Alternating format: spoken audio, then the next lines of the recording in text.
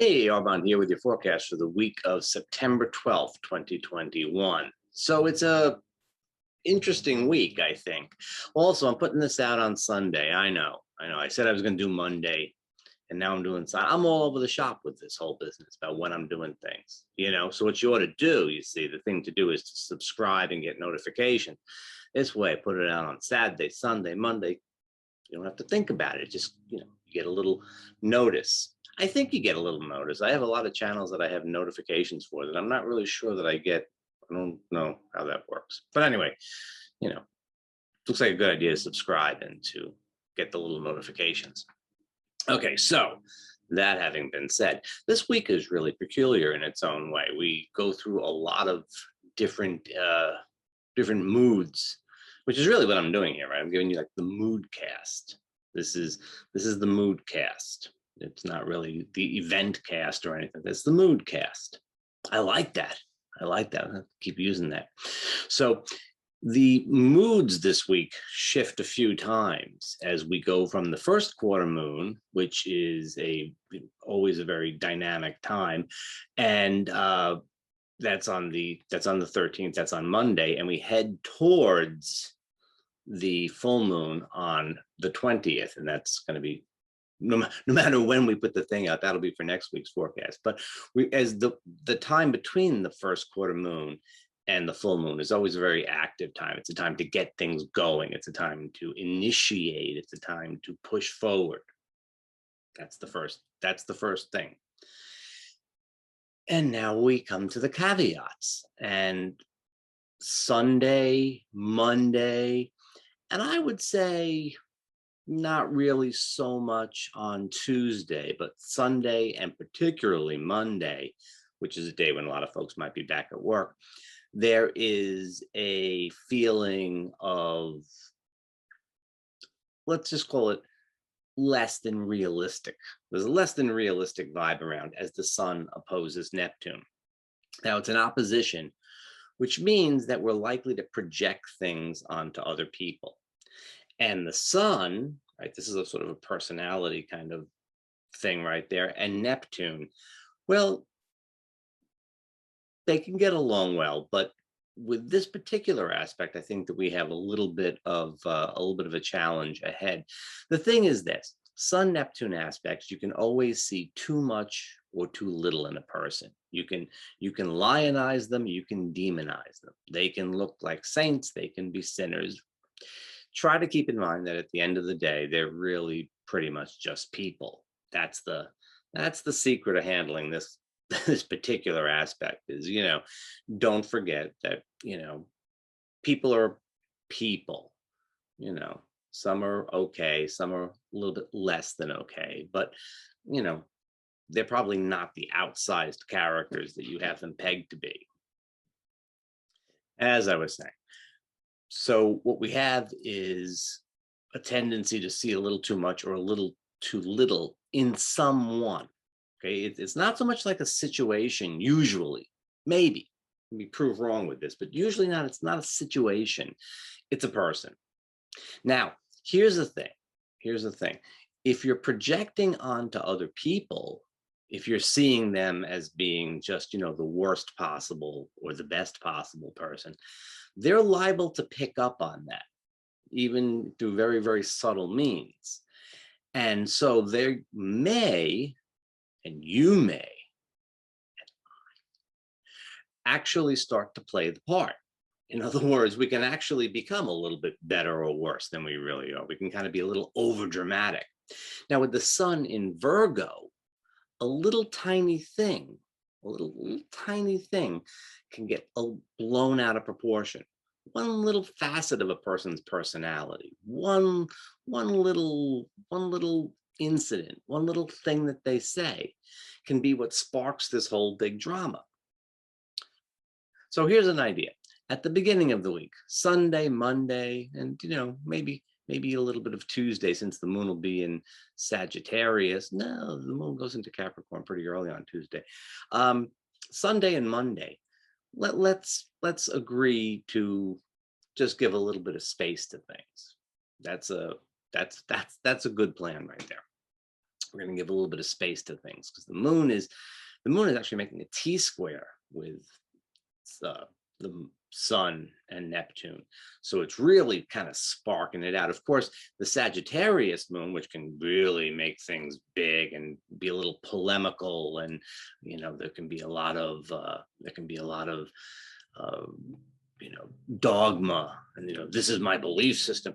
The antidote, as it were, to this T-square is Gemini.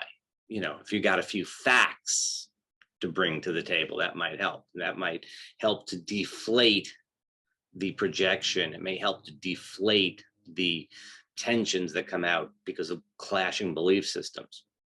Of course, everybody would have to go do that, and well, yeah, the odds are looking long that that's going to happen in many places. So Sunday and Monday, it's a great time to do. It's a great time to just get lost in a fantasy. It's a good time to listen to some music, to go for a rambling ride someplace or something like that. That's a Gemini thing. It's a good time to sort of back away a little bit. Now, I know it's an active first quarter moon. I'm kind of giving you mixed messages there. Well, it's not me. It's the cosmos giving us mixed messages. We want to be active. It's a little hard to be sure about what to do. Now, when we get to Tuesday, Wednesday, we have the moon in Capricorn. That goes all the way through the 16th, which, if my guessing is correct, would be Thursday. The Capricorn moon is a real opportunity for moving forward with things. The Sun-Neptune aspect will be behind us. This is a good time to get stuff done. Right there at midweek, we have the Sun coming into a trine with Pluto, which could very much energize us. Pluto in Capricorn giving a strong burst of energy towards the Sun in Virgo, and this is active on the 16th, which 13th, 14th, Thursday. I would say that we could feel this all the way through Wednesday, Thursday, into Friday. And so the feeling here is, we can channel our energies, right? Because it's into Virgo. So we're channeling our energies. It's probably midweek, a very productive time. It's probably largely a time to be working alone, on a focused project, or in a small group where you're really working on a focused project. It's not an uncooperative kind of energy, but it is a little bit of a detail oriented. Virgo sometimes doesn't necessarily want to stop what it's doing in order to in order to discuss things and so on. Just want to finish this.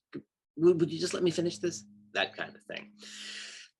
We also have on Tuesday evening, so this is starting on Wednesday, we have Mars going into Libra. Now, Mars was not particularly happy in detail-oriented Virgo. And in Libra, where there's a lot of emphasis on following the rules and minding your manners and going through channel, well, this is not where the god of war is particularly at his best, right? It does indicate, as we have Venus also, how do we say that? We have Venus in Scorpio now. We're coming into Libra season, though. We're going to have the Sun coming into Libra in next week. And so with Mars there for some time, he spends about 8-10 weeks in a sign, the emphasis becomes on, okay, let's follow procedure, let's take things a step at a time. The Sun in Virgo and then the Sun in Libra are kind of also giving that feeling. So it's a little bit more of a go through channels type of time. It's not necessarily it's good because we'll be a little bit less impulsive. Yeah, we could use a little bit less impulsivity. So that kind of helps. Now on Friday, we have, I would say, let's talk about this as being Thursday, Friday. I was talking about this being Thursday, Friday. We have Venus square Saturn. And the moon, again, is charging up this aspect. Venus is in Scorpio, would really like intimacy, close encounters. It's you and me, that kind of thing. Saturn in Aquarius is a little bit more about social obligations and things like that. Very, very possibly, this is a little bit of a conflict in some relationships about things like political and social beliefs. That could come up in a relationship. It could also be, Saturn in Aquarius is very much sort of leaning towards, group activities, and probably group activities that have a purpose. And again, Venus in Scorpio is kind of a little bit more like, let's just make it just you and me. We're coming up to the full moon, and so no dogs are harmed in the making of this video. And so we're coming up to the full moon. So there's a sort of sense like you kind of want to get out and you want to do stuff. And on the weekend, we have the Aquarius moon, and then eventually the Pisces moon. The Pisces moon will really help. That starts on the 19th. And so as we go through this week, I think that what we're heading towards is a kind of nicer feel. There's a little bit of unrealistic energy, and probably high energy as Monday, Tuesday. Wednesday, Thursday, we could be productive, probably focused. Thursday, Friday, maybe there's some tension there in terms of relationship stuff, although the Aquarius moon is kind of helping. The almost full Aquarius moon is kind of helping. And then on the weekend, the Pisces moon, it's active. It's, a full Pisces moon could be a lot of fun. It could be a little bit of overindulgence, you know what I'm saying? It could, again, bring up some of that unrealistic energy that we had at the beginning of the week, combined with full moon lunacy. But, if you've hammered things out during that sort of serious middle part of the week, should be a pretty fun weekend. Anyway, I'm hoping for the best. I'll see you next time.